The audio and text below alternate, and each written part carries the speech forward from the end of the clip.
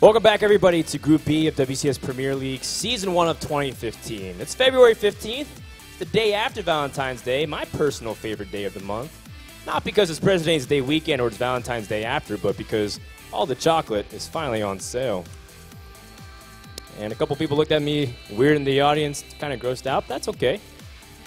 I like to eat chocolate. I like to watch StarCraft II, and I drive fast, so sue me.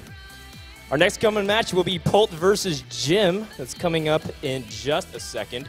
And this match goes all the way back to WCS Season 2 of 2013 when they played, going into Polt's championship run back then.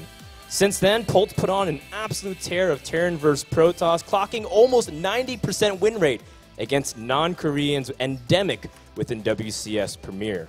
That's quite a staggering statistic. Can he take down Captain America? We'll find out, beginning with Rotterdam and Nathanius.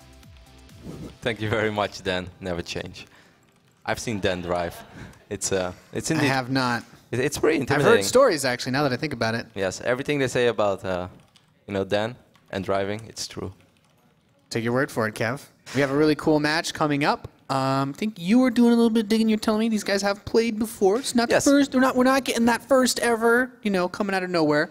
These two have played, and they've also had quite a few runs in this studio playing WCS America last year. No, these are two veterans when it came to WCS America. Jim was part of pretty much every single Premier League season. He missed out once, but after that, ever since he entered, he only missed one season. He had a couple of great runs, made it to the round of 8 once, made it to the round of 16 multiple times. But there's this one matchup, Nate, that always stopped Jim from becoming great. Like, he's always awesome, but there's always this one matchup that has kind of been the bane of his existence. Which matchup is that, Kevin? It's this particular matchup, as Jim is going to go up against Polt for our second series of the day. And as awesome as Jim is, and as cool as some of his builds are in PvZ, and I actually think his PvP is just very legit straight up. I think we all remember the series that he played against San at the Intel Extreme Masters back then in China. Yeah. But PvT has always been the weakness of not just Jim, but also of Maxet. And there have been multiple times in the past where it's been like, hey, we haven't seen Jim in this matchup for a couple months. I wonder if he switched up his style. And in general, he never did. He did kind of fade away from Phoenix Colossus a little bit, but he never really blew us away with that one unit that drops that beautiful blue bubble. That's called Storm. He just never used it, yeah. Mate. Blue bubble. You say it so poetically, like it's some sort of pretty little thing. It is pretty. It's death incarnate, man, if you play Terran. But yeah, these Chinese players in general seem to stay away from it a little bit. Jim is not really too much of an exception in that regard.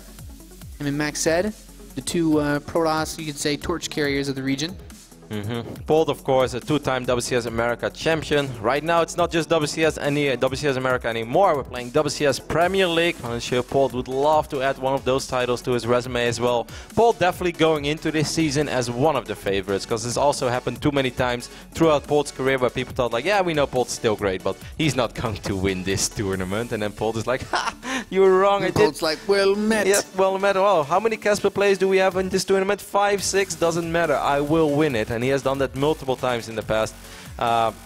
Polt is a monster, and he will always be a monster. He had a great 2014. Yes, he did. Yeah, quite a few tournament wins, actually.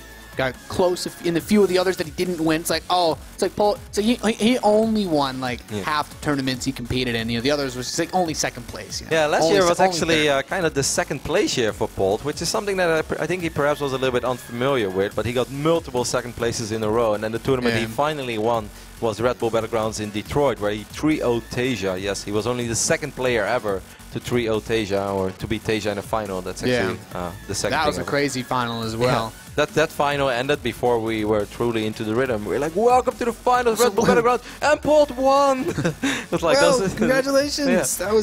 That was pretty crazy. So, but it was crazy because Tasia was losing, and that made it like so unbelievable. Because considering the year he had. Yes, and then like whenever Tasia's in a final, you're just waiting for the moment that he comes back and swings it around and actually wins. But that time it didn't happen. Anyway, 2014 was awesome for Polt.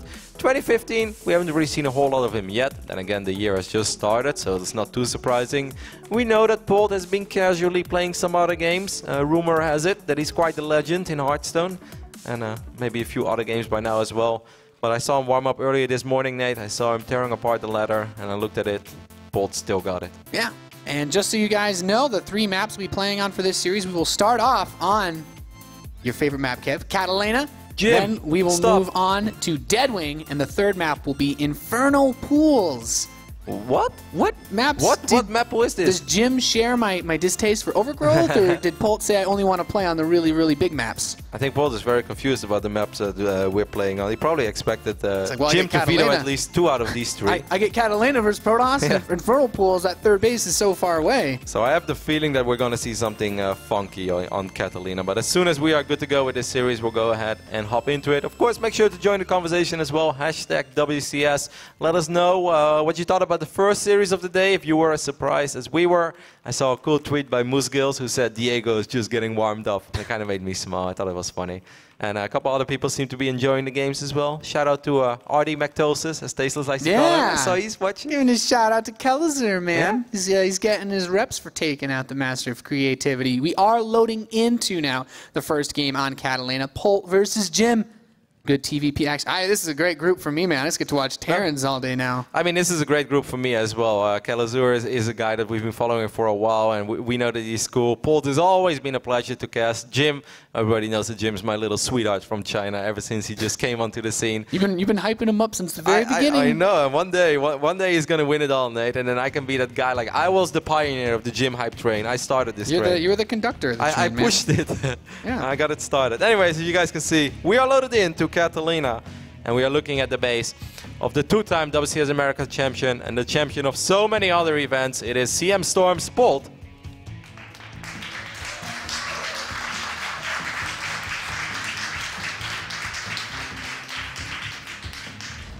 And his opponent in the northeast position, coming all the way from China, representing Invictus Gaming, he is Jim.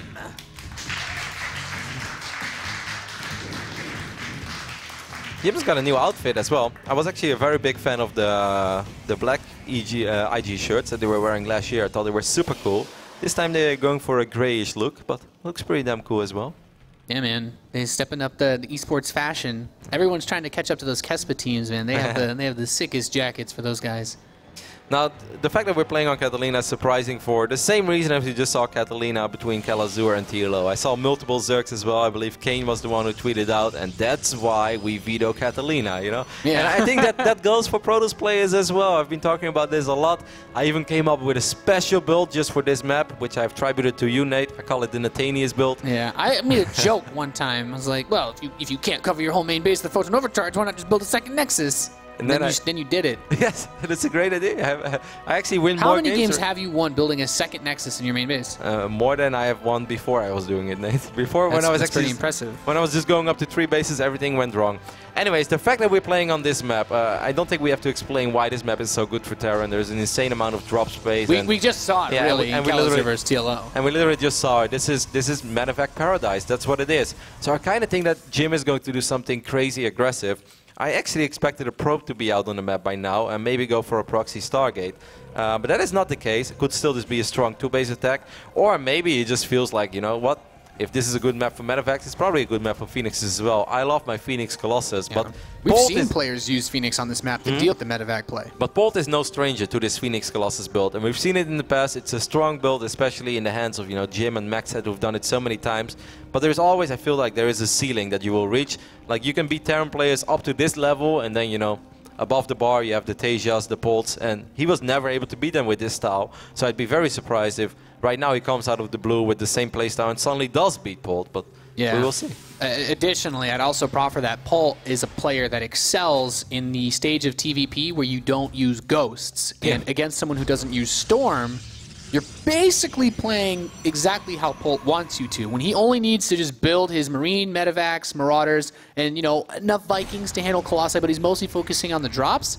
If you're not forcing him to throw down EMPs or snipes, like that's usually where Polt has lost versus Protoss. And I think back to when he was eliminated from the global finals last season against a player who utilized quite a few of those Templar openings, Classic, and that's to me that's Polt's weakness. But that doesn't seem to fit the play style of Jim. Didn't Classic win on this map with Phoenix Charlotte, or am I confusing the games right now?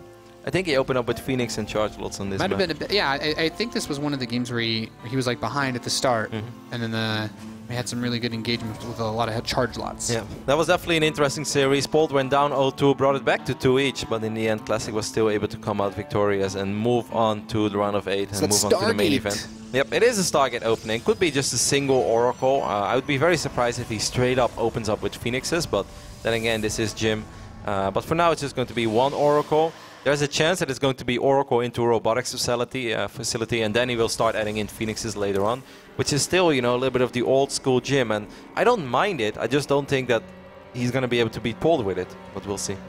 Yeah, if there's one thing that Polt should be looking for, if he did any studying of Jim's games or any of the Chinese players, it's a Stargate opening. Yep. This is not the kind of player that you want to do one of those 10 or so Marine shoves out onto the map where you're like, oh, let me just try to run by and kill some probes. Because when you do that, the Oracle flies into your base, he photon overcharges, and you just lose absolutely everything. Yep. So for this game, Polt should try to play a bit more defensively. He did even open up with a bunker, so he doesn't have to split his forces too much. A second Oracle is on the way, Nate, and now things are getting relatively interesting. That's not something we see super often. There are plenty of Marines in the main base, so I think Polt will be more than fine for now. Jim is still hiding that probe as well on the right side of the main base of Polt, and I kind of wonder if he has something devious planned with this one.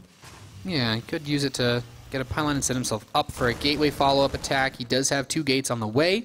He has a little bit of gas banked after the second Oracle popped, so he can afford to go for other tech.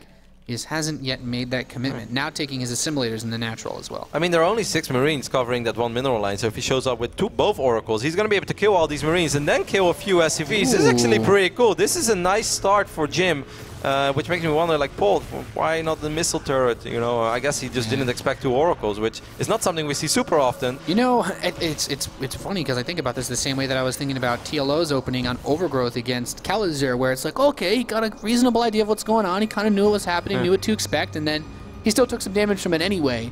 And that's where I'm definitely surprised. 13 units have been killed so far in this game for Jim, and he has lost absolutely nothing. So this is definitely a good start. He's getting a pylon. He's going to follow this up with some gateway aggression, but he only has 3 gateways, which shouldn't hit super hard unless Polt wouldn't repair that bunker. But Polt did open up with 3 barracks. This is not a greedy 2-Rex opening or even a single Rex into factory starport. But a lot of Marines are in that main base waiting to catch an Oracle. It doesn't seem like he's expecting this gateway push. No map vision at all. Like, Polt has absolutely no idea that this is happening. He's salvaging his bunker? No, that is a terrible moment to salvage your bunker, Polt. Well, this could get ugly very quickly. Another pylon queued up. Polt has a lot of units in his main base. And this fight starts when Stim is not ready yet. I think Polt has to evacuate this natural. I don't think he should try to fight right now without Stim. There is no way. Yeah, he's going to bring down the Marines from that main base. And I mean, the Stalkers, it's not like they have blink or anything, so if the Marauders get close, they can do a lot of damage. Stim but is now ready he's on even ground. Yeah, Stim is ready, and that's going to make his life a little bit better. All these Stalkers are very expensive as well. Jim ends up losing both Oracles and a few Stalkers. A couple Zealots in the mix would have really made this push so much more intimidating. Yeah, and also important to note as Polt continues to push out his combat shield, very close to finishing up. He has not yet even started a starport, though, so all this damage being put on his bioforces is effectively irreversible for a good few minutes while he gets everything situated. I think force out one more Stim and then maybe just like run back immediately. Yeah. Even if he kills every Stalker he gets, man, it's still much pricier than most of these bio units. Yeah. This was, I mean, like, this started off very promising for Jim, but in the end, we're not having a single Zealot in the mix. If he has 3 Zealots there, I think it's so much harder for Polt to clean up. Polt's especially, like, I can't heal these guys, but I'll still Stim again because I know how expensive those Stalkers are. Well, take a look at the unit's lost resource tab right swung now. very quickly. Yeah. Once upon a time, Jim lost nothing. Now he has lost 3,150 resources, and it's only the 2,100 of Polt. Polt probably a little bit confused about what just happened. It's like, he's like, well, that didn't really make a lot of sense. I feel like I could have just died, but I'm still alive. Cool. More than just that, I just killed like 7 or 8 Stalkers, and we always say that, ooh, that Observer might fly into the missile turret. No, he doesn't. Jim is aware of that. That's nice. Yeah, but he sees he's still quite a large bio army here, and the follow-up is significantly delayed. The switch to Colossus is being made, but he lost all of his Stalkers, and he has not built any Phoenix, so like the medevac drop is still a very real threat, and it's going to be very pricey for him to get those Stalkers out while building Colossi to deal with any potential Vikings in the mid-game. Yep, this is actually going to be very tricky for Jim. I really like the point that you mentioned that he's actually going up to 3 bases now. Jim, how on earth do you expect to defend all 3 bases? He's like, without like, really? Yeah. Like, you know what map this is, man? You know these units that fly and pick up bio units? You have nothing that shoots them down. I have no idea how Jim is supposed to defend all 3 locations at once. Like, yeah, Photon Overcharge is good and all, but I think it's just a matter of time before Polt is going to find an opening. He is up in army supply. This is the most ambitious attempt of going up to 3 bases I've ever seen of a Protoss player. I mean, if he somehow pulled off a weird miracle, you know, his Zealots went Super Saiyan, then... Impossible. Yeah, well, yeah. I don't remember that patch going through, so it's going to be a little bit tricky for him as these Marauders run up. And that Colossus, there's barely anything to cover it. Those Zealots won't be able to actually hit these units unless he gets the greatest... Well, yeah, that's a huge pick-off for Polt. I mean, things just go from bad to worse, I think, from here. At this point, you've like pulled the whole army here. This is when you Polt normally just loads everything up, boosts into the main base, and says, well met to the Nexus. There are 2 Zealots and a Colossus defending at home. I think the Mothership Core is with the main army now. I mean, this is just a terrifying situation to be in if you're Jim. At least if I was Jim, I'd be terrified. Like, what Polt can also do is just save up... Okay, he's gonna pick up everything. I'm not... Zoom, baby. There is an observer. Okay, that's nice. I got hyped for a second there. The thing is, though, Blink is still so far away. And, like, there's still no Phoenixes. The stock count is extremely low. Scan goes down. Ooh, barely gets that observer. It would be very sloppy if he missed it. Now he picks up everything, and now he's gonna fly to the main. And like we mentioned before, there is a Photon Overcharge. There's a Colossus with 3 Zealots, but... You know, Nate, unless he drops them 1 by 1 on top of the Zealots, there's no way that Jim can defend against this drop. No, the Zealots, without charge, of course, the concussive shell doesn't even let them get on top of this bio. And the Colossus is going to try to do some cute micro, but it's just a Colossus, Kev. It's not going to be enough. It dies a horrible, painful death. And the bio is basically saying, yeah, just come run up to the rib. Sure, just bring your Stalkers up, bring everything else. This Colossus in awkward spot, and then I'll hit your 3rd base at the same time. Yep, a couple of units being wiped in over here, but that's not enough DPS to fight against this stimmed bio army. And Polt can, of course, fly over the reinforcements as well, or just keep him around in the main base. This has so far already been a very, very successful trade for Polt. So far, all the bases are still alive. That's something, but the main base right now is completely exposed. A Photon Overcharge is about to run out. And the mineral line at the 3rd, completely ravaged. And this army is way out of position. It's going to take forever before it finds its way back into the main base. The robotics bay is going to be the first target for Polt. These Zealots will get picked off. And, well, safe to say that this is going very well for Polt. Look at these Vikings. The positioning on the Vikings, they're just catching the Colossi running up because they try to path straight through that cliff with their ability to walk over it. But from now on, Jim is going to have to defend with slow gateway units against Stim Bio and a bunch of medevacs. Well, I don't think any Protoss player wants to do that, Kev. No. This when it comes back to this map especially, you still have to walk quite a far way to actually get to that 3rd base. Jim actually starts thinking about a little bit of counter-aggression as he wiped in a pylon near the 3rd base of Polt. Will wipe in a Zealot or 2, which is frustrating for Polt, but this is definitely not going to do the same amount of damage. Exactly. Polt's looking at this like, okay, it's like, you're not really dealing equal damage back. And that Widowmine even grabs a Stalker as the army pushes out for Jim. I think it's a couple hits off on these Vikings, but the army's going to flank from behind as well. The drop that he had set up previously grabs the Mothership Core. He's going to help pick up one of the Colossi. And at this point, he's just kiting with his Marauders against, as you said, those slow gateway units. No blink, no charge. This is an unfair fight if I've ever seen one. In the end, you know, Jim did kill quite a few units, but Polt has massive production behind this. He lost his robotics bay. All the Stalkers, too. And he's just not going to kill a unit anymore over here from this point. Without charge, without blink, you're going to have a very, very hard time killing anything of this army. Even that Widowmine grabs another exit frag. Nice, not bad at all. You know, the 6-7 Stalkers is pretty much all that Jim is going for himself now. 137 supply against 84. He's going to try to make an attempt to rebuild his Robo Bay. Did Blink finish up? Okay, he does have Blink now. Like, that is sort of something that he can work with a little bit. It's something, but he's trying to stop. He's trying to stop this waterfall here of bio from raining down on him. I don't think it's going to happen. Loses sentries. Another Stalker. Zealots maimed brutally. Whoa, that's a mistake by Polt over there. This is where Jim is hoping, please, with the. Can you do that a few more times? No. Can you load up your whole army in those? This is just the moment where you really hope, like, God, I hope that medevac was full of units. Like, then I'm totally back into it. And then the next moment you see the real army coming in. I highly doubt those medevacs were full of units. It's like, okay, there's a few units too many. There's still a lot over here, huh? Well, the number one victory, I'd say, in this game for Jim has been that he actually did get his 3rd base. Yeah, and he didn't lose. He didn't die. He didn't lose a Nexus to Polt. I mean, he lost in his the first Colossus. 20 minutes so far. He lost his Colossus. He lost his Robo Bay. He lost a bunch of probes. He lost a bunch of Stalkers. But he did keep the bases alive, so he did surprise us in that department. Yeah, and the Stalkers are actually positioned to catch. Okay. Oh, one medevac of Polt snapped up. Second one, nice. Great grabs here for Jim as Polt moves in towards the 3rd, but this bio army is not actually that big over here. It's spread out. A couple forces going down. Unfortunately, Charge is not ready yet. I mean, the army of Polt is still way stronger than the army of Jim, but Polt is just like splitting up his forces quite a bit. That somehow gives Jim a chance to fight these armies straight up. And I'm very surprised that Jim is able to hang in there as well as he can. Like, if Charge would have been ready here, he could have actually slaughtered this army. Yeah, especially with +2 coming in. Well, +2 too is actually also going to complete for Polt relatively soon. Really good position and upgrades, a double starport. Like I said, he's not going to have to worry about storms, so just keep cranking out those medevacs if you want to. This is like the dream of most Terran players, you know? It's like, do I have to worry about storm now? Templar Archives is going down, though, Nate. Oh my! Is Jim breaking the Chinese Protoss metagame over here? This is the dark rituals he's been practicing over there, man. People on the Chinese server are like, what is this upgrade? It's like I've discovered the power. Guys, I found something brilliant. It's called Storm. It kills bio units. It's like, it turns out if you time it just right, even with the delay, it can still kill a lot of stuff. There's a story behind this, guys, which we'll explain as soon as game number 1 is over. Like, Jim's army looks relatively okay. The problem is Polt is maxed out, and this might actually be the first. No, I don't think the Nexus is going to die just yet, especially now with the amount of Zealots. Well, Polt splits up his units. He targets it down. He is able to grab it, but his army takes some serious blows at the same time. Those Stalkers and the Charge Zealots able to put a lot of pressure on this. There is a serious drop in the main, though. Well, this is Polt the domino effect. He wants to kill all the Nexi. He's like, well, okay, we played 20 minutes, now I'm going to kill your bases. Yes. Have fun. His Polt is like, what was the thing I really enjoyed again in this matchup? Ah, that's right, killing Nexi. I'm so good at it. And he's doing it, man. He's making it happen. Templar does get warped in. Polt's like, what's that unit? Because he gets the feedback up from the medevac, but still escapes with both ones full. Actually, personal cloaking is on the way for Polt, so he will add a couple of ghosts. Slightly worried. I mean, ghosts are never bad to have versus Protoss. No. It's just if your opponent, generally speaking, you don't see the Chinese players use Storm, and he actually does immediately go for an Archon. He doesn't get Storm. EMPs are still really good against Protoss. Like, you just wipe off all the shields, and then Ghosts are pretty strong against Zealots. I'm absolutely amazed by the fact that this game went on to the 22-minute mark when he went up to 3 bases despite being down in 25 army supply.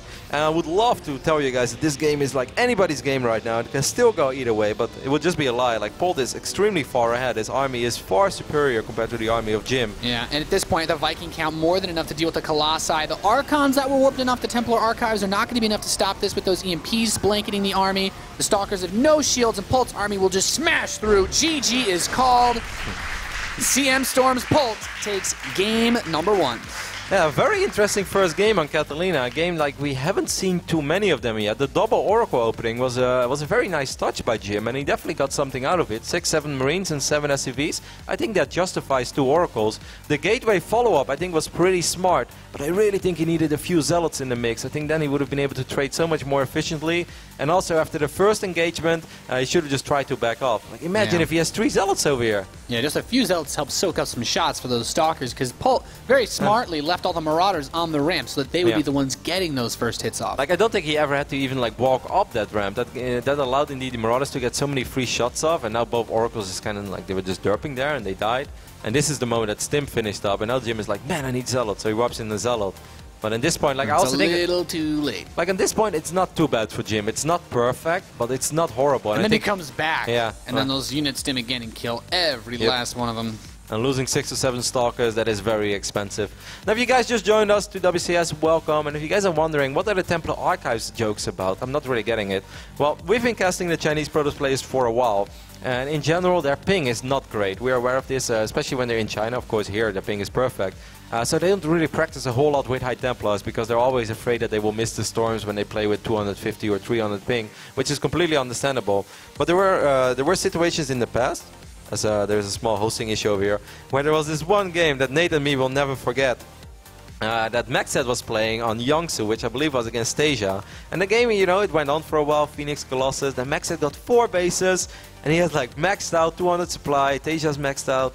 He has 3,500 minerals, 3,000 gas, and we're like, Maxed, like, we know you're not a Storm player, but this is like, would be an acceptable moment for you to throw in a couple of High Templars and start storming. And then finally, you know, after like we were asking for it for minutes, he did decide to throw down the Templar Archives. We were like, it's happening! And then he morphed in 4 Archons and didn't research Storm while being extremely rich and maxed out. And we're like, no, Storm. And then they fought, and without Storm against the maxed out Terran with Ghost and Viking, it's pretty difficult, Nate. Yeah, it's a tough matchup to play when you have to deal with, of course, all the different areas that the drops can come from, but simultaneously having to deal with all of the, you know, the way that the Terran can set themselves up when you don't have Storm. It just makes things increasingly frustrating to say the least. So we are in the lobby now for Deadwing, map number 2.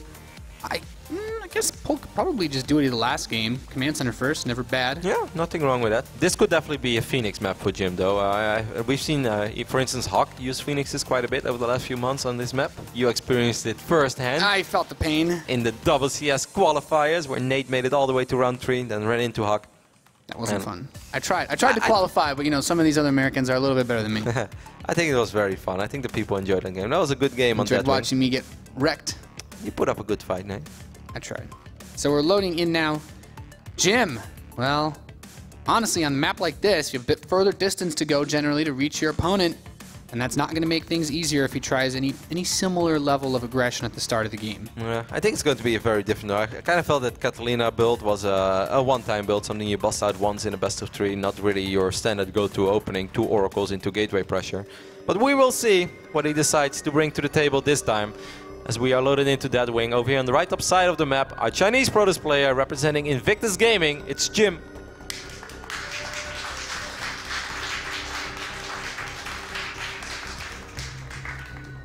Yeah, currently down 1-0, but his opponent in the southwest position, the Red Terran player looking to take this second map and move on to the winner's match, he is Polt.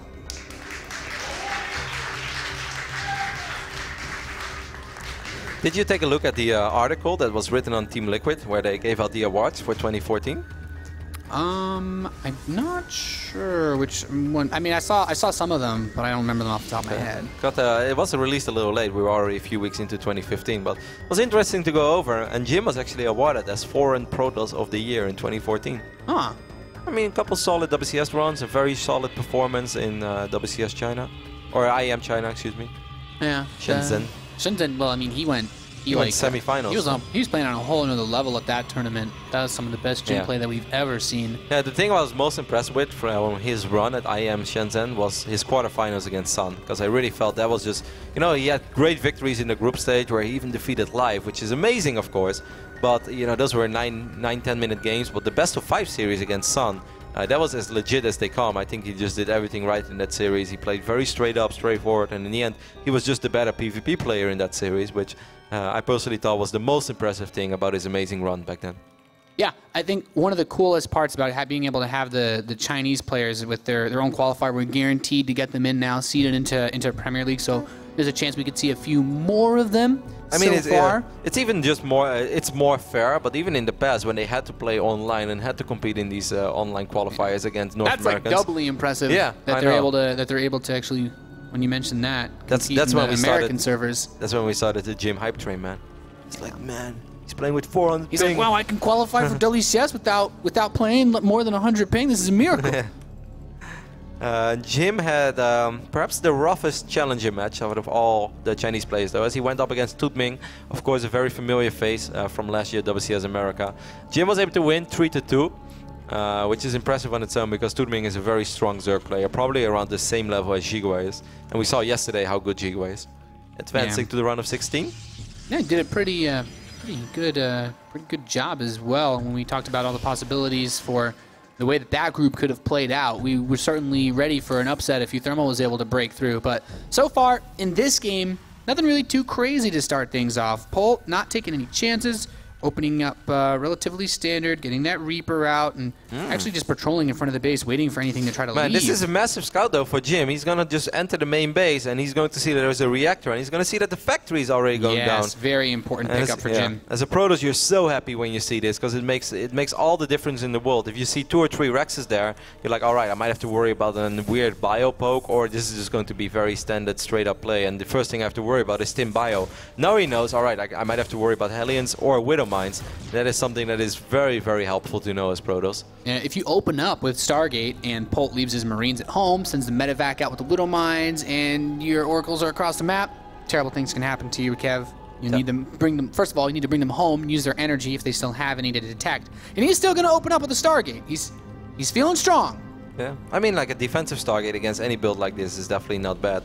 If you would decide to open up with Phoenixes, then you're playing with fire, because you need to make sure you lift those Widow Mines before they burrow. Otherwise, you're going to have to wait until an Oracle pops out and uses End Vision. But I still think this is a fine play. With solid Phoenix play, if he decides to go with Phoenixes. I kind of think it's going to be a single Oracle opening once more, but if he decides to open up with Phoenixes, it just all comes down to execution. He can handle it perfectly and not lose a single unit, or it could be devastating. Yeah, it really comes down to how he wants to use the Stargate and what units he builds out of it. The quick forge kind of gives me the idea that he wants to open up with Phoenixes, but that might just be me. No, I can definitely see it. An Oracle to start off it always fits with these types of openings, but you know, when you get this quick forge, if you go for a really fast +1 armor, we have seen openings out of, you know, Stargate Forge for very fast charge before, which would be, I'd still say, a little bit surprising to see out of Jim. But it's also because usually it's coupled with a storm transition. Funny scout there for the Reaper. The Reaper spots the Forge, doesn't really spot anything else, but I do think the Forge kind of gives away that this might be a Stargate opening. Otherwise, you don't really get the Forge that quickly. If you have a robotics facility on the way, there's no need for you to get your Forge super quickly. You'd rather get perhaps an extra gateway, or you're just pumping out units right now and you rely on observers. Yeah. So I think the Forge kind of tells Polt that he has to worry about an Oracle once more. So what Polt is doing, this is a pretty dirty way of opening up versus Protoss. He gets the 2 mines defensively with that quick reactor switch, so he can defend reasonably well. He leaves some Marines at home, but he's got his medevac with a single mine and quite a few Hellions. So you drop the mine into the main, try to make the probes run away, and then the Hellions line them up. The mine into the natural is pretty well hidden. That's the type of mine that you don't see immediately with your Oracle. So if Jim ends up losing... Okay. Oh, no, it's too close to the mine. The mine's going to kill it. Boom. Yeah. Nice grab for Polt. Always feels good as a Terran player to be able to get that. 2 Stalkers, though, and a cannon. This Widow Mine should not do anything. Denied. No. But there are 4 Hellions in the natural. That's actually not achieving... Oh, 6 probes? Whoa, okay. 4, 8 probes. Yeah, not bad, not bad. Not Considering bad that Hellions have 0 utility in the mid-game in this matchup, you know, you got something for him. He's going to fly in the second Oracle. Of course, that Widow Mine is still on cooldown, so that's something nice. So this time he will be able to do a little bit of economic damage. Get some retribution here. Not bad, not bad. You remember in the old days when we just started using the Oracles to harass, and then there was this one very smart Protoss, I forgot who it was, that sent a hallucinated Oracle across the map, and the hallucinated Oracle would absorb the Widow Mine shot, and then the real one would swing in. Man, this was kind of like that, but then the first one was real. Yeah, that was. I've seen Maximus Black do it, man. You bait the Oracle to actually soften up Marines or SCVs, and the second one just runs in and finishes them all off because they have 5 hit points left. It's dirty. It's a dirty way to play. This time we do see Phoenixes on the production tab, which relatively excites me because it's that wing. And I think if there's one map where you can actually go up to 4 bases relatively quickly with Phoenix Colossus, it has to be this map. So I think this could go very well for Jim. He decides to take his 3rd base over there rather than on the high ground. Of course, if you take it on the high ground, you have to worry sometimes about bio units from the low ground, and it's perhaps a little bit more droppable as well. This Oracle once again finds a small opening in the main base and gets 3 more SCVs, which is acceptable. Yeah, these things add up, man. The number of times you got to be able to say, man, like you get into these positions where you're like, okay, Oracle, okay, only got an SCV, but now this Oracle's at 9 kills, which is pretty respectable considering that you have endless potential with this thing if you can keep finding those sweet spots where the missile turret can't reach. Did you see? Eventually, he could also pick off SCVs that are building things like this 3rd command center, his additional barracks, any starports that he adds on later on. Can get a bit tricky as the Terran spreads himself out. Yep. If Jim goes very high on the Phoenixes, I would love to see Polt not stopping with his Widow Mines. Almost ends up losing his 1 Widow Mine there, but instead the Widow Mine just baits the Oracle into the missile turret and gets a lot of damage done to the Oracle.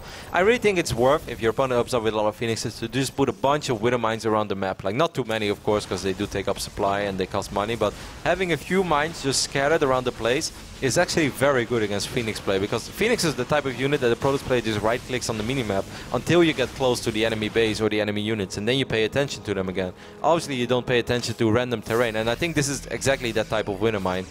Maybe one or 2 more of that, I think could be very successful for you. Yeah, because that's not the kind of place that you're generally going to leave your observer either. No. And 1 Marine stims forward for Polt. Sees that 3rd base, like, well, attacking this with the Colossus here would be pretty silly considering as soon as you start to lose a fight versus an army set up like this, the Phoenix can just run over and start cleaning up house. As Flo is showing us, his Oracle almost flies straight into his death, but Jim is paying attention to it. The one thing that Polt doesn't know yet, Polt's stimming, trying to intercept the Oracle. Like, where's it going? Not today. Oh my god. Every Terran player out there with me just felt it in their hearts. And those things barely slip away. Polt doesn't know yet about the high Phoenix number. We're looking at 4 or 5 Phoenixes by now that are tucked away in the main base. If you guys wonder why is Jim doing this, that is to kind of bait Polt into either a bad drop or just pretend that Polt can, you know, just test out the waters with his bio units without any commitment, because he can always pick them up and fly away. Of course, that is not the case against Phoenixes, but Polt is playing so safe that I have the feeling he's kind of suspecting this. Yeah, it's reasonable for Polt to, with knowing what's going on, like generally speaking, there's a way that you handle Phoenix Colossus, and you just go overload on the Viking count. Yep. Or, you know, some players like to do absolutely nuts amounts of bio and just get the sickest spreads ever, because there's a lot of open space here. But Jim, coming back with this Oracle, it returns 3 more kills. This Oracle's got a story to tell. He's had a very adventurous journey so far on that one. This is giving me flashbacks. I remember I casted a game once, like Bling. It was Bling in a PvP, and like his Oracle came back. It never got more than like 1 or 2 kills at a time, and then like eventually stacked up really high. No. It lives. Those things are so hard to catch, man. Polt right now, I feel like Polt has a secondary mission in this game. You know, when you play like old school campaign games, you had like main one objective, mission. Clear enemy base. Yeah, exactly. Side objective, kill Oracle. Yeah, exactly. You know, like GoldenEye, side objective, kill the Oracle. And Polt like, I'm not gonna complete this level until I kill this Oracle. I want to get the achievement, you know. Yeah. gotta get the 100% clear. So close, but no. Oh my god. I think he'll get it eventually because it's so low on HP. A couple Vikings. Second target going down as well. Do we have a fleet beacon yet, Nate? I do not believe so. I would personally prefer to see him. Well, maybe he's just waiting to win one fight and then he's gonna add the fleet beacon. Polt probably threw down a scan or something. Yeah, actually, I wonder how sure he is that he's playing against Mass Phoenix. He's already producing quite a few Vikings. I guess he just knows Jim and he knows that he loves to go heavy on Colossus. And the reason why Nate said, like, you know, people go overkill on the Vikings, that's just because Phoenix Colossus, the only thing that deals damage to bio units is obviously the Colossus. If you make a ridiculous amount of Vikings and just right click on them, even if they all die by the end of the fight, as long as they did that job and brought the Colossus count back from 8 to, you know, 2, 1 or 0, your bio units will clean up, and Phoenixes can try to swing in, but most of the time, if you just have like 20 Marines or so left, then these Marines will take care of the Phoenixes, or even if a single EAP lands, that would make all of the Phoenixes useless. Yeah. And not being able to, you're not going to lift up the whole bio army, and that Oracle, still. He's the Warden of Deadwing, man. Not going to be able to get around with him. I don't think this is a great moment for, well, 14 Vikings against 6 Colossus. No, don't do it. It's not worth it. It's not worth it, man. Oh my god, there's so many Phoenixes as well. They're gonna... No!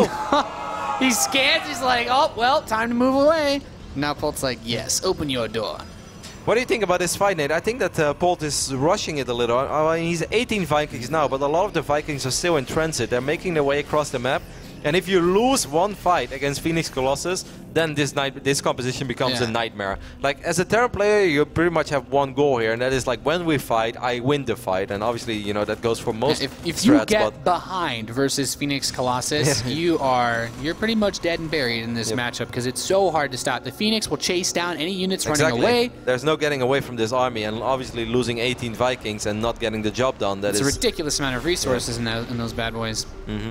Well, Polt is scanning, and he definitely wants to try his luck. 7 Colossus against 18 Vikings with 17 Phoenix. And the cannons here behind this army. Okay, immediately picks off 1 Colossus, going for 2 now. But I like this fight for Jim. I like this fight for Jim, Nate. I like it a lot for Jim. Yeah, Polt managed to slow down that 4th base from being taken. He runs into the natural expansion, but all the Vikings are dead. Still 3 Colossus alive, and that means that these Phoenix, man, they can start showing off their workout routine, start lifting up some Marines and Marauders. Oh, look at the rhythm mine. Oh, all the Phoenixes were... Oh my god, that could have been devastating if he would have... if he would have splashed on everything. Right now, Polt needs to buy time for himself. There is a fleet beacon as well. Oh, he's really softening them up. Man, I wish that we could see in a damage counter. I wonder how much real damage that just was. Yeah, it's a ton. Over 9,000? No. No, Kevin, that would be ridiculous. Definitely over 900. All those Phoenixes, reasonably close. It's very simple math, to be honest. Yeah, well, we'll see. He's got a planetary fortress to fall back onto. It's not that simple. On top. We didn't know how many Phoenixes he truly hit. And he's going to recall because there's a drop in the main base, which I don't really blame Jim for. This is not the phase in the game where you want to start really losing infrastructure. And the Phoenix should be able to catch this.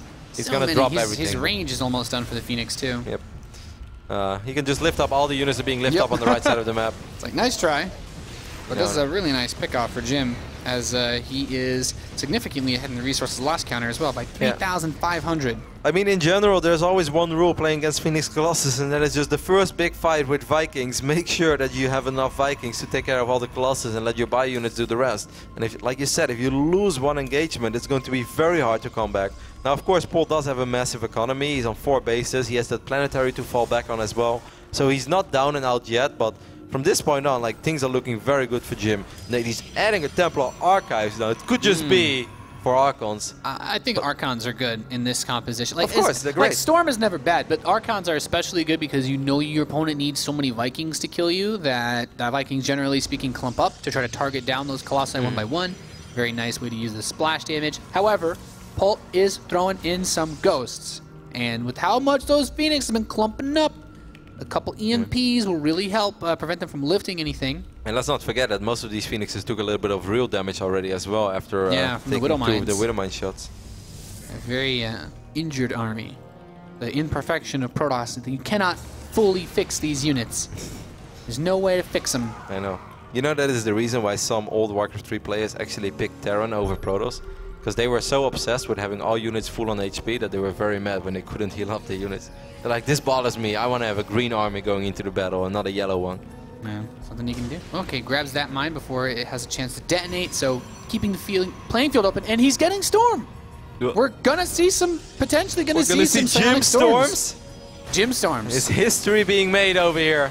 Yeah. Well, it's either a sign of some sort of brilliance, or he's realized, he's like, man, I guess if I want to fight with Phoenix Colossus and I can take 4 bases, I'm really far ahead. I should probably try to get Storm. I actually have a big smile on my face now. We're gonna see Jim use Storm. I'm ready. I'm like, the Protoss heart of me just starts beating way faster. I did not think we were going to see Storm in this Jim series. doesn't need a lot of Storms. You know, I mentioned the Archons being good against the Vikings because he can just click on it with how much they stack up, but Storm is going to be doubly good in that case. I mean, Polt does have Ghost, of course, in the mix, so he could still land a couple of EMPs, but I wonder if Polt is expecting Jim to have Storm. Of course, normally against any other Protoss ever, he's definitely expecting Storm by now, but he has played against these guys before. The last time they played, Polt won 2-0. Polt has played against Maxhead multiple times, and Maxhead and Jim are pretty damn similar in playstyle. I also like how as Polt moves in on this 5th base, he has command centers building all over the map. Yeah. Denying this Nexus. The army is not here just yet. Looks like Jim might come up here and actually try to fight for it. Not yet. First EMP whiffs. Yeah. He scans. Oh, he sees a Templar. Polt might not have been expecting that first Storm! Fantastic! Taking out half the health on all of these Vikings. Oh, God. As Jim's army advances, the Ghosts are up front. Not really getting too much, though. Not even being able to get the EMPs on these Phoenix. There are only 2 Colossi with the army, but this many Zealots in front and this many Phoenix to pick off the Medivacs. Jim is going to win this fight. It looks like should be pretty close to a landslide. Yeah. I don't always Storm, but when I do, I hit 18 Vikings. That should be Jim's signature move. Yeah. You know, this game's taking a really weird Jim turn. is so excited by his Storm that he decides to kill his own pylon. Well, that was pretty cool. His probe was trapped. Yeah, his probe was trapped. So Polt finished a bunch of command centers everywhere. Jim is starting to build Tempest. Polt actually just finished his Fusion Core, too. I love a shout out to Polt, by the way. He's producing 9 Vikings at a time as we speak. This is not something I see every single day either, Nate. Yeah, like he has so many starports. He's adding on tech labs now. He could go into Ravens. He's got the tech to go to battle cruisers. I really would like Jim to just stop producing air units now and go for a regular Protoss army of Archons, Storm, and Colossus Blink Stalkers. And then he's like, yo, Polt, how are you enjoying your 9 Viking production? Polt shows up the next fight with 27 Vikings, and he's only fighting against Archons, Storm, and Stalkers and Zealots. I hate to say these things, Kevin. These make me uncomfortable. Yeah, but it's gonna be nightmares to think about. The Tempest is actually, I think, kind of his best case scenario for Polt, to be honest. I really think this would be much better for Jim if he would just start making a normal army rather than this super heavy air army. Yeah, it's still going to be really tricky because Polt has so many bases that he doesn't know about. Hey, the Oracle has died, by the way. No. A tragic tale we never got to see the ending of. Rip. The Oracle would have actually been very useful now, because when you get Tempest, of course you want to have at least 1 Oracle in the mix to drop Revelation on the army. I'm not saying that the Tempests are a bad decision by any means, because with good Tempest play, and he has air upgrades already as well, if he protects them with some Storms, then he can just start sniping away at the army of Polt, and that's very frustrating for any Terran to deal with. But I personally think when your opponent is like that has that much of a commitment into Vikings, if you just like don't make any air units, you're gonna have a very good time too. I've never seen Polt actually reach this phase of a game against Protoss where he's doing all of these things. No. Like this crazy amount of starports. He's getting building armor, high-sec auto tracking. He already has +3 vehicle attack, so he's just going for full mech upgrades now to make those Vikings even beefier. Shout out to Greetorp, somewhere in the Nevada desert. He's becoming very excited right now. He loves building armor. Me and him, we had great chats about building armor. I'm one of the big supporters, man. He was the pioneer of building armor. It's good. Just need Neo Steel Bunker upgrade next to save against those storms. He runs a couple Zealots into a planetary. Shouldn't be able to accomplish too much. It's going to force some resources to be spent repairing it. And he loads. Well, he loaded a Warp Prism and then unloaded it. So he's going to get ready, I guess, to use this as harassment tool. Yeah, I think maybe a High Templar or two it would be a smart move. He's getting the big mothership as well, Nate. Oh man, we're going to the limit this game. He's getting Corvid Reactor. If I didn't know any better, I think like, all right, which Swarmos game did we ended up in, you know, to see this going on? Like, no, he's actually playing PvT.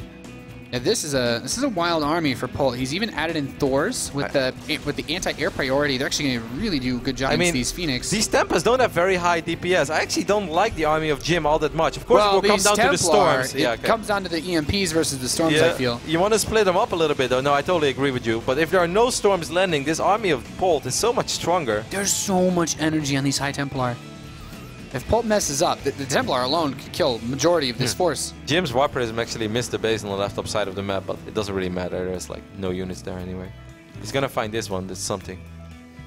Yeah, Polt's just been dropping mules there anyway. He can very easily pull back from any one of those bases. Yamato cannons are being researched, Nate. He finished. He's got that fusion core for a little while.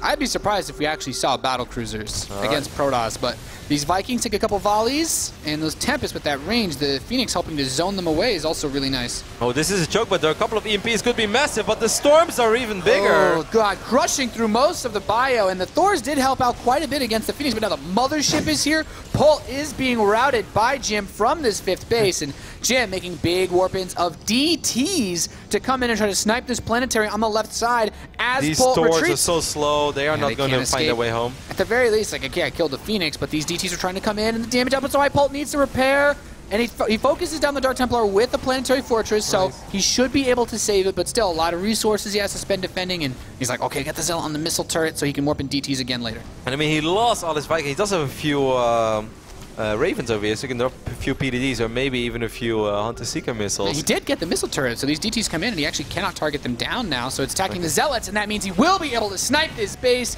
Jim picking one of them off as the Tempest, Colossus, Storm, Archon, Mothership Army is knocking on his door. I mean, Polt was able to get a couple of his Vikings back. He scans and he sees... Oh, there is an observer. There are multiple observers actually in his army. He whiffs the EMPs. He's not able to actually get the Templar, so the storms are still a factor for this fight as he moves in. And he's just going to wreck everything that Polt has here, it looks like. Yeah, the mothership did go down, but there are still a few Colossus just wailing away at everything that was on the ground. These Tempests don't do very well. There's not a whole lot of anti-air, by the way, in this army now, so he's losing quite a few of his Tempests, but Polt is also losing a lot. I'm not sure, though. I feel like Jim is maybe overextending a tiny bit. Like, it's so tricky. Polt does not really have too much to bank. He's being forced to use most of his command center energy on scans because the DTs that keep getting warped in, another scan used, and now he's just dealing with a ton of Zealots in his base. I mean, Jim has pretty much lost all of his expensive units, and now we're back to the Stone Age with just Zealots. But Zealots are very strong in this phase in the game when Terran doesn't really have a whole lot of money anymore. I love the way that Polt is using his barracks as a sort of a choke point, but I think if Jim just keeps sending in Zealots left and right with a few Archons, there is no answer to this anymore. And Jim is actually going to even up the series over here on that wing. Jim's got it in the bag. Polt with bases all over. He just dropped like 10 mules in the top left side. And top left base, but he doesn't. He needs a lot of time. He needs a lot of time. Yeah. And I don't think Jim. He's not really obligated to just give him time to come back. Look at all these Archons, and there are no more Ghosts. A couple of SUVs are going to be relics straight into the death. No energy on his medevacs either. So when he stims, he can't really heal, and the storm wrecks the rest of that bio. Polt down to 50 supply, taps out. GG Jim takes game number 2 against CM Storm's Polt in a pretty damn good fashion. While using Storm as well, the Chinese Protoss players have evolved. This was actually a pretty damn cool game. That game really went the distance. I mean, my heart almost started beating at a double pace when I saw that fusion core finish. I was like, there's no way we're going to get to battle cruisers. I think Polt was just thinking about overwhelming that Air Force and making a big switch Maybe if Jim went back to gateways, but this first storm just... Yeah. Polt's looking for this big fight. His ghosts aren't able to get the EMPs off, and later on they hit a couple of units, but the damage was already done on those Vikings, and that's the most crucial part of the army for Terran at this stage. This is the second big fight in the game, which by now I really felt that Jim was already in a very comfortable position. Whenever you go up against this style, as fun as it can be, in general, this style, it takes a long time before it actually reaches its conclusion, and it often just comes down to the very first fight, the big fight. And I just felt the first fight that Polt actually went for, he didn't have the Vikings that he needed. This final fight was pretty cool. And at a certain point, there's like no anti-air, by the way, in Jim's army. So these Vikings actually did end up killing every single Tempest, but it didn't matter because there was nothing on the ground anymore for Polt. Yeah, and that's when, as you kind of mentioned earlier, you know, Polt would eventually end up with a lot of Vikings, and Jim could just start building regular gateway units and just wreck him. That's what happened. It was very well done. It all comes down to the first fight. Like, you know, having 17 Vikings, that sounds like a crazy amount. But against 15 Phoenix and like 9 Colossus, or it was 8 Colossus, it's just probably not enough. Like, you need overwhelming numbers. You need 20 plus Vikings. I've seen Tasia deal with this style multiple times. And Tasia was always like, all right, well, you're not attacking me. I'm not attacking you. But when I do attack you, I'll make sure I have like 24 Vikings. And I'll right-click on your Colossus. And, you know, the first 4 Colossus will fall before I almost lose anything. And then in the end, like if Terran wins the first fight, then the game is just straight up over. There's no way that Protoss can bounce back. But if Protoss wins the first fight, well, then it's going to be very, very dicey for the Terran. Yeah, like I said, it's one of those compositions that, because of how expensive all the Phoenix and the Colossi are, if that wrecks your army, that's when the Protoss can start to invest the rest of their resources into all the other beautiful things like those upgrades. You mentioned it, and he did it as soon as he won the fight, was stored on the Fleet Beacon to get the Phoenix range, and on top of that, being able to make the move into Storm. So really well played by Jim, and now we're going to go to Inferno Pools. Yeah, I think this is the first time we see Inferno Pools in WCS Premier League. Yeah. I haven't seen it yet. Yesterday it wasn't. Well, we didn't get Inferno Pools yesterday, man. This is first time this map will ever be played in WCS. This is going to be a map that you won't see very often unless we reach into the best of 5s or the best of 7s. But in the best of 3, this map will probably be vetoed the majority of the time. It's pretty cool though. It's going to be exciting, and I think that Jim is gonna go for the same playstyle as we saw last game. No, never change a winning team, Nate. And this map makes a lot of sense. Play out the same way as Deathwing did in that reroute. Yeah, it makes a lot of sense. We've avoided the deadliest of spawns on Inferno Pools. Guys, it's game number 3 for our second series of the day. In the bottom left position, our red Terran player representing CM Storm. He's Polt.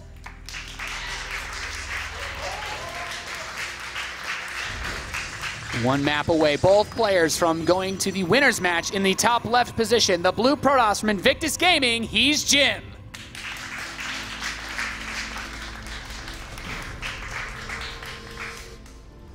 Really cool though for Jim that he's able to take a map already of Polt in a matchup that he's always struggled with a little bit. We know his PvZ is pretty deadly. It's just super efficient. It's not the most flashy PvZ out there, but it's, you know, it does what it's supposed to do, and that's kill Zergs, often on 2 bases, sometimes 3, but mostly 2. And his PvP is a very solid matchup of his.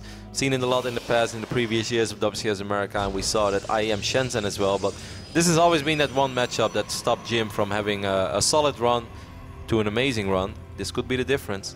But he's Storm could be the difference, Roddy. Who could have thought?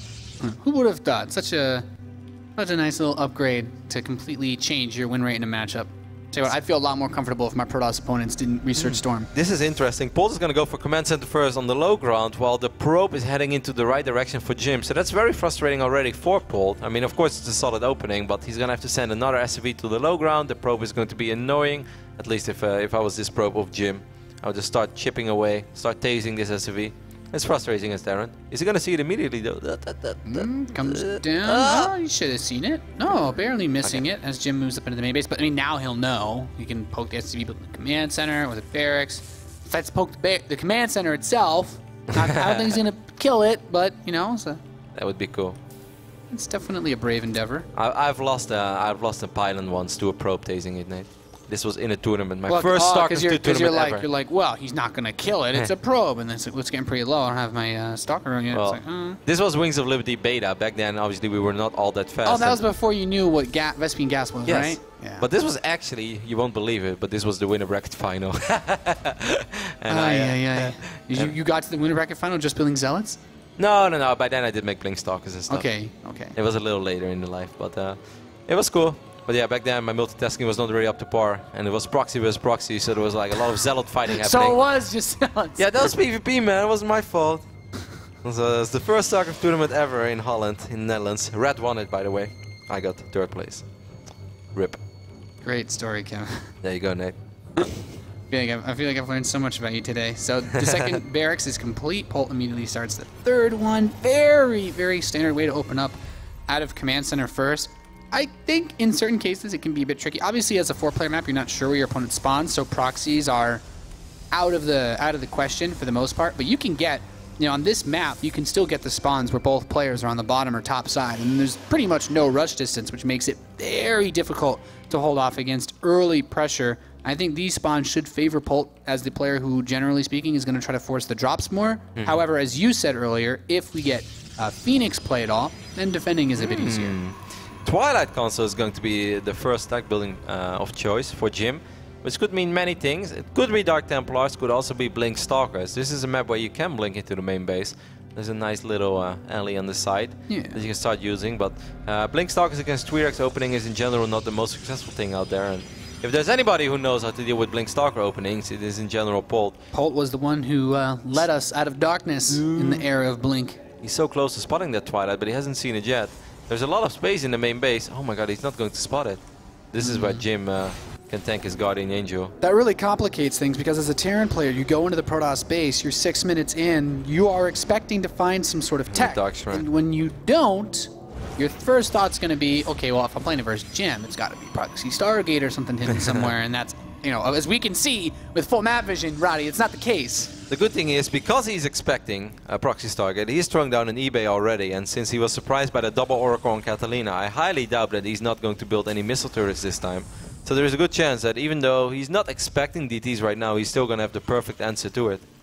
Yeah, I think that makes a lot of sense. Missile turrets are, hey, in the mineral lines, it can still be tricky because he can, if he gets enough DTs and the Marines are spread out, he can actually start to snowball. But we'll have to see if he waits for an Oracle to build the missile turrets, or if he just gets a quick +1 attack. Nah. I feel he hasn't started any yet. Dark Shrine's getting closer and closer to finishing. It'll line up reasonably well with Warp Gate too. I mean, the this first is something turret's that on the way. Polt has to sort of worry about it, yes. And he's building it in the main.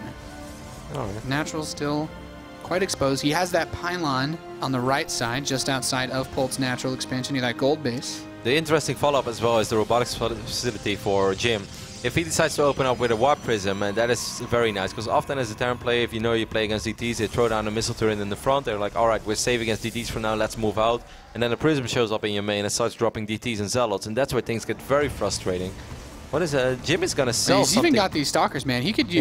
I'm thinking that, well, now the army's moved to the front, so Polt is like, okay, is it Blink? Yeah. But I imagine that if Polt's army gets like split up waiting for oracles, the DTs snipe the bunker and then he just runs in and kills everything else. But yeah, but he has no Polt Blink. doesn't have a scan right now. Very important to note as these DTs move in. The Stalkers are like bringing the army away too. Very Polt clever. DTs going to work. Yep. I mean, Polt knows about it, and he does have that one turret. If this Dark Templar kills the turret, by the way, that would be so frustrating. But he's going to go for SCVs instead. And he's already dealing a lot of economic damage. Yeah, Stalkers are going to poke the front again, but he kills the DT in the natural. The DT in the main is killed thanks to that turret he had there. 8 SCVs killed. I think it's okay for Jim. I'd be happy with 8 SCVs. Not the end of the world for Polt, though. Being down 10 workers, I think that's something that, you know, he can work with. It's definitely a slight edge to Jim because he can't use mules to recover for that difference in workers. And as Flo is showing us, the first unit out of the robotics facility is indeed the Prism, and I really like that follow-up for all the reasons. Zealots, DT, snipe that missile turret, go to town. Because like you want to attack after DTs, because this is like, all right, he probably doesn't have too much at home. If that Prism he shows doesn't up, really have anything at home to defend a counterattack. Jim is going to spot this as well. This is probably what he's expecting. How much does he have at home to deal with this bio army? Just Stalkers. Okay, a couple Zealots being warped in now are going to help. A force field though. I love the A force field. It's like I'm gonna think hard and long about where I will place this single force field. And he's probably just gonna save up energy for Guardian Shield. If he drops the Time Warp and Photon Overcharge, he'll be fine. Like, yeah, these units will still kill a lot, but if that Warp Prism goes to town in the main base of Polt, things can go from bad to worse for Polt immediately. There is Photon Overcharge. Is he gonna drop Time Warp as well? Well, nothing just yet out of it. There's the Time Warp now, but the robotics facility is exposed. He can prevent the first Colossus from being produced. A good snipe there. A DT warped in defensively, which is is going to help chunk away at these units, and Polt's attack will be cleaned up. He's going to be able to run into the main, see a bit more. And the that prism warp stopped. prism not active yet. Oh, sick Zealot cute. weapon. Yep. Who needs force fields when you can just warp zealots and choke points? In the end, that was still a good trade, of course, for Polt. Not only did he kill a lot of expensive units and force out Photon Overcharge and Time Warp, but he got the robotics facility, which is awesome. The only thing that's not awesome for Jim is that he didn't use his prism during all this. Then again, he needed every single weapon he had at home. Not an unbuilt Vespine Geyser yet. He hasn't moved the DTs into the Warp Prism. Now he is. The DTs just want to play around, man. Like when you're a kid, you want to always jump on things and then see if you can go inside of it. Well, these medevacs so close to actually spotting the Warp Prism, but not quite there. So I think ideally you want to just snipe the missile turret and you can at least force scans. He's going to drop right on top. And just pick that off before it can be repaired. He will be able to snipe that missile turret. That was way too close, though. If you would have lost that prism, that would have been a big waste. Now you want to split up your DTs. Make sure you don't lose both against the first scan. That is exactly what he does. Polt's going to try to drop the main base. And let's not forget, this mothership core shouldn't have any energy. Yeah, because he used the time warp on the army. And the Colossus is not out yet. I'm not sure if Jim has enough at home to deal with this. He needs to warp in defensive DTs. He needs to force out scans because this Protoss army is not very strong. Yeah, I mean, he does have a lot of zealots, but... Yeah, Polt cleaned up the DT that was in his base. He will be forced back. That Blink, though, jumps onto the medevac. Gets almost so close. I didn't even know he had Blink. Ooh. I was sweating after that one. First Colossus is going to finally come out. He got a third base during all this, Kev, which is... That's pretty damn impressive. All things considered, Polt's third command center is just about to finish, not even in orbital yet, and definitely not in location. I mean, you can say a lot about Jim's PvT, but he definitely has no fear going up to 3 bases in phases in the game where there should be no way that he can ever... Most pros like, well, I can't take a third base on this map because it's so exposed. Jim's like, well, have you tried just taking a third base? Just take it Works and for see me, man. He's like playing games, and he's like, well, I can just take it and see what happens, you know? Yeah. And on Catalina, it stayed alive a lot longer than I ever thought it would. And at this time, it's like, this is a slightly better scenario, I feel. Because he does have Blink, which is something he didn't have on Catalina. He does have Stalkers, which is something he didn't have back then. He has 1 Colossus now. The Marauder count, though, for Polt is so healthy. He has 15 Marauders. Yeah, he flies over the lava pools. There are 4 medevacs full of Marauders. The Stalkers, you're going to have to blink at the speed of light. Look at Polt's face. Okay, he comes in, he's dropping the Marauders, the Stalkers this is are good here, enough but already for when Polt. you're able to unload all of them, suddenly there's just not really a whole lot the Stalkers will be able to do. Another DT somehow slipped by. Well, I guess it could be able to get a little bit more done. Going to bring the warp-ins from the back, force an overcharge, but focusing down the Stalkers, really smart, of course, as it will open up his escape route with all these zealots cornering him inside the main base. Oh no, both Colossi exposed with nothing to defend them, and Polt actually grabs both of them. Now he lives off. He's like, well, I kill your Stalker, so I can just go over, and he'll see this third base. He can drop here too. This is Catalina 2.0 now. He can just stop dropping. 2 Stalkers do blink in the low ground, but you need a little more than just 2 Stalkers against these Marauders. Few reinforcements swinging as well from the right side. There is a DT helping out over here. Dark Templars have definitely been very effective for Jim, but there is enough energy for a scan, and Polt has obviously been extremely successful with this drop, which was a risky drop at first, because if the Stalkers would have blinked quicker and picked up maybe, you know, 1 medevac full of units before anything was unloaded. Yeah, that's when it really starts to get complicated for Polt, but now, he can just stop, drop, and drop some more. Yep, he's like, I like that thing that Kalazur was doing on Catalina. I can do that too, I'm Polt. And then look like he brings his command center to the island. He's like, I killed the Warp Prism. I had nothing to worry about. And there is a Widowmine as well, bro. Well, all the probes are going to be brought back. Look at the probes. The Widowmine on the left side, next to the cybernetic score. It's cybernetic score. Yeah, the probes. Okay, it's only going to get like 1. Gets 2. I was really excited there. That could have been epic. I'm sorry, Flo. So he's like, where is it? GG is called. Polt will advance 2-1 over the Chinese Protoss player in a very... That was a damn good series, Roddy. Yeah, that was a surprisingly close series as well, because Polt definitely coming into this group as the overwhelming favorite, by far and away the most accomplished player out of the 4. But Jim made him work for it. He was able to make his Phoenix Colossus style work on that wing off the back of winning that first engagement. And the Dark Templars in game number 3, they started off pretty promising. Yeah. I just think Polt with the right answer, you know, excellent counterattacks. I think if that imagine the robotics facility is not sitting there exposed in the natural, but that robotics facility is in the main. If it's even tucked behind the natural, or that you force him to run through the cannon more, or eventually you could like help pull some probes to stop it. Like that Colossus is the whole anchor to your defense in the mid game. Yeah, you're looking at a completely different game. Then suddenly you look at a Protoss army that does have DPS, that can actually deal with drops. And obviously, yes, he tried to rebuild it, and eventually he had 2 Colossus. But instead of 2 Colossus, he would have had 4 Colossus by then if he never would have lost that robotics facility in the first place. He would have mopped up. Yeah, and then it's like, okay, you drop me. Well, I leave one Colossus with a few Zealots and a Stalker in my main. I leave a few Zealots here. And then we're just looking at a completely different ballgame. So I really think the position of that robotics facility is where it all started to go very downhill for Jim. Yeah, you don't usually have too much. And, you know, not having any sentries because of how gas-heavy his opener was, didn't have any opportunity to even try to force field him away. You know, it's tough. Overall, pretty cool series. That means that the winners match is going to be a TvT. Nate, I know you're excited already. Kalazur vs. Polt will be happening later today. The next series that we are going to have here will be between Jim and TLO. That should be a really cool, crazy series because I don't think those two has ever played against each other as well. But for now, let's head over to the couch where Dan is sitting with Edison, the manager of Invictus Gaming. Blah.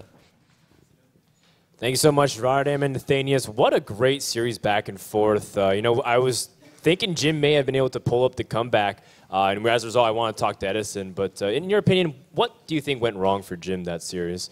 We prepare well, but you know, after patch, so many good maps for Terran, and the Polt is a champion, right?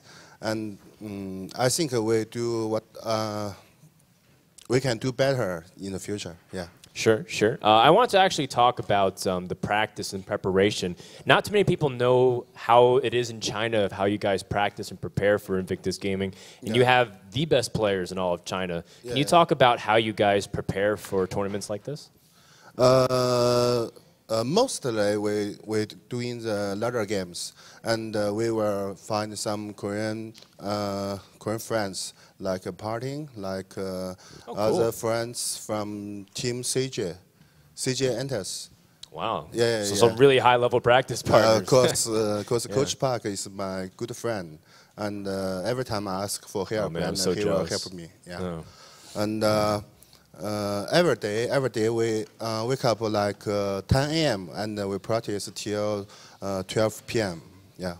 Wow, that's a long time of practice. Well, you know, it looks like you guys have been paying off. Shiguo did advance yesterday. Jim still is in it. He's going up against TLO. I wanted to take another opportunity to also talk about StarCraft II in China. How is the scene developing in China from your point of view? You know, are fans starting to get excited? Because there is a lot of love for RTS dating back to Warcraft 3 for Blizzard games. StarCraft II in China, how to say, it's not that popular, yeah. And I can tell you that it's that viewer is more than players. Viewers is more Just than like players. the West. Right? A lot of people like to watch, not play as much. Not to play because it's like one vs one, and every game you lose, you will feel so angry with yourself, right? That's but right. if you play League of Legends, you can always blame other players in your side, right? That's right. No matter what, we all get mad at StarCraft II. Absolutely right. The last thing I want to ask is, you've been to America several times now. How are you liking it here in California after being here for a couple of years for WCS? I think everybody is so kind, and I do get a lot of help here. You see over there, my Chinese friends is there. And last day, one Japanese fans just gave us 2 cookies. It's for Jim and for Shiguo. Oh, that's really sweet. Yeah, really sweet because it's like... for Valentine's Day or just because they're fans? I can tell. Oh, ooh, all right. Well, you know, that sounds really cool. I'm still looking for some friends as well to continue to join in. And make sure you guys to also get your friends and join the conversation as well. Hashtag WCS and let us know what you guys think about some of these games and talk to some other people that are watching across the globe, whether it's through China or, you know, some people who are rooting for Kelliger all the way from South America. We've been having a really good time. Thank you so much, Edison, and good luck to Jim in the next one. Thank you. In the meantime, guys, we're going to take a break. When we come back, more action here at WCS Premier. Stay tuned.